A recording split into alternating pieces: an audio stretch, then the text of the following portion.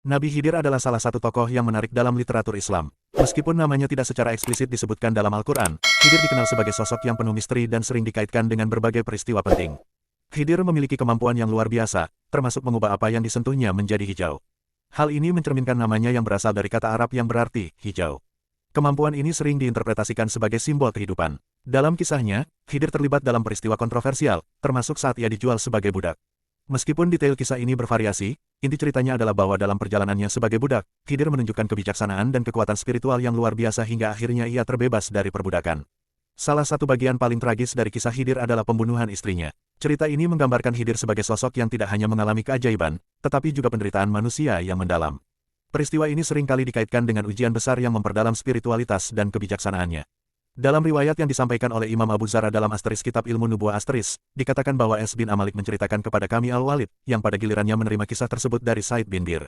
Mujahid pernah mengatakan bahwa Ibnu Abbas meriwayatkan dari Ubay bin Ka'ab, yang mendengar langsung dari Rasulullah SAW, bahwa ketika beliau dalam suatu perjalanan pada malam hari, beliau mencium aroma yang sangat harum di udara. Beliau pun bertanya kepada Jibril, "Wahai Jibril, aroma apakah ini yang begitu harum?" Jibril menjawab, "Aroma ini berasal dari makam seorang wanita tukang sisir rambut keluarga Fir'aun." Awal kisah ini menuturkan bahwa Khidir adalah sosok terhormat dari kalangan Bani Israel. Ia menemukan sebuah tempat ibadah di mana seorang rahib mengajarkan Islam kepadanya. Setelah dewasa, Khidir dinikahkan oleh ayahnya dengan seorang wanita. Ia pun mengajarkan Islam kepada istrinya dan meminta agar ajaran tersebut tidak disebarluaskan kepada orang lain. Namun, karena seorang anak, istrinya tidak mampu mematuhi perintah Khidir. Akhirnya, Khidir alaihissalam menceraikan istrinya. Setelah itu, Nabi Khidir melakukan perjalanan hingga mencapai sebuah pulau yang terletak di tengah lautan. Perjalanan hidupnya menjadi semakin menarik dan penuh misteri karena di sana ia menemui berbagai kejadian dan hikmah yang tak terduga. Kisah berlanjut ketika Nabi Khidir bertemu dengan dua laki-laki yang sedang mencari kayu di hutan. Kedua laki-laki itu melihatnya, dan salah satu dari mereka menceritakan pertemuan tersebut kepada orang lain. Namun, tragisnya, laki-laki yang menyebarkan kabar itu akhirnya dibunuh. Kontroversi seputar Nabi Khidir telah menjadi topik perdebatan menarik dalam berbagai budaya dan tradisi agama di seluruh dunia. Dalam Islam, Nabi Khidir sering disebut sebagai nabi yang hidup abadi, menarik perhatian banyak orang karena misteri dan tanda tanya yang mengelilinginya.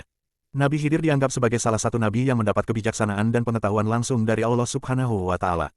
Kisah Nabi Khidir sering dikaitkan dengan pertemuannya bersama Nabi Musa serta pelajaran-pelajaran yang diberikannya. Hal ini membuatnya menjadi subjek banyak interpretasi dan spekulasi. Dalam kesempatan kali ini, kita akan menjelajahi sejarah dan kontroversi mengenai Nabi Khidir agar dapat memahami peran dan arti penting tokoh ini dalam warisan agama Islam. Kenabian dan kehidupan Nabi Khidir.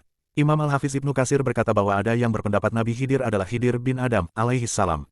Imam Abu Hatim Sahal bin Muhammad bin Manan menyebutkan, beliau mendengar dari guru-gurunya, termasuk Abu Ubaidah dan lainnya, bahwa Nabi Khidir adalah salah satu keturunan Adam.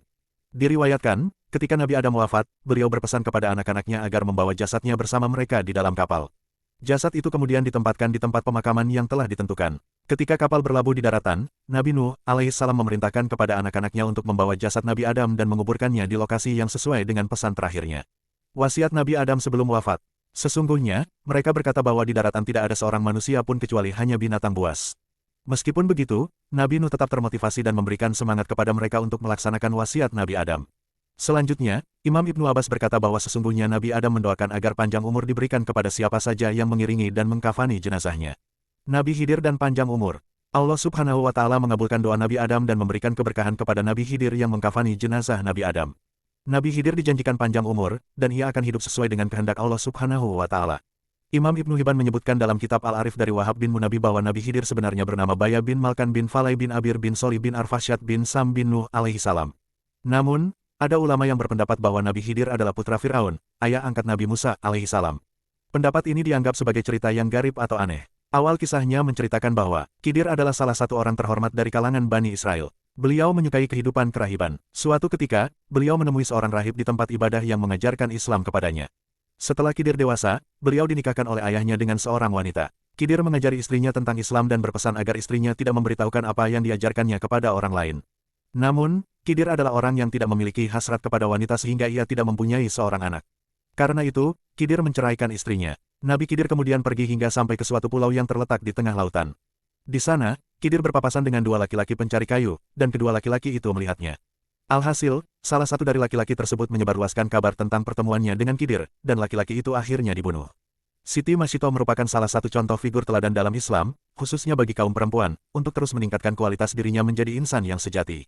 Beliau merupakan mantan istri Nabi Khidir alaihissalam. Siti Masyito adalah sosok yang juga menjadi fenomena yang diperlihatkan kepada Nabi Muhammad SAW dalam peristiwa Isra. Rasulullah diperlihatkan kejadian-kejadian yang luar biasa, termasuk mengenai keluarga Siti Masyito. Dikisahkan bahwa hasil perjodohan keluarga kerajaan diharapkan dapat menghasilkan seorang anak sebagai pewaris tahta.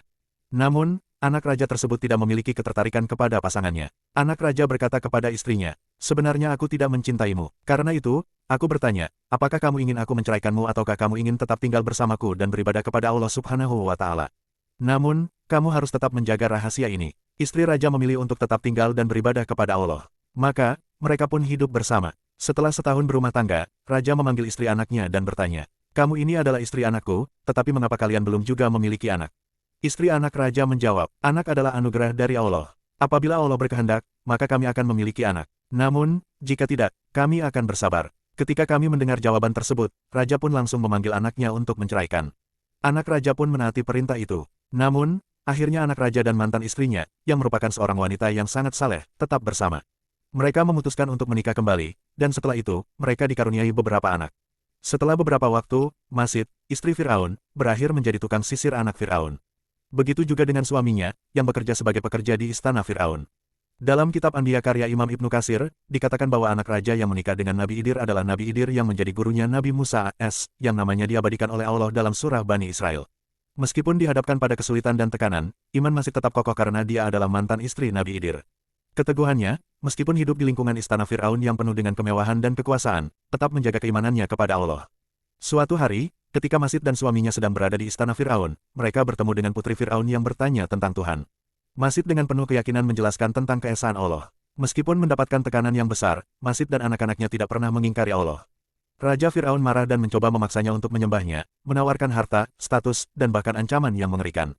Namun, kisah ini menunjukkan bahwa hanya Allah Subhanahu wa Ta'ala yang berhak disembah, dan kematian adalah takdir yang pasti. Pada akhirnya, Fir'aun menyaksikan keteguhan iman Masid yang tidak pernah goyah. Ia harus menyaksikan anak-anaknya yang dilemparkan ke dalam minyak panas. Meski menghadapi penderitaan yang luar biasa, Masid tetap teguh pada imannya. Ia memilih setia kepada Allah, bahkan jika itu berarti harus menghadapi kematian. Keteguhan hati Masid sangat menginspirasi banyak orang.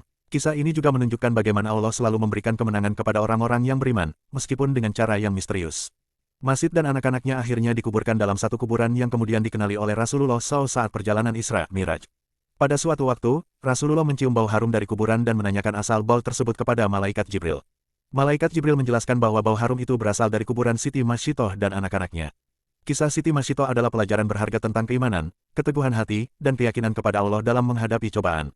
Meskipun berada dalam situasi yang sangat sulit, beliau tetap memilih untuk mempertahankan imannya.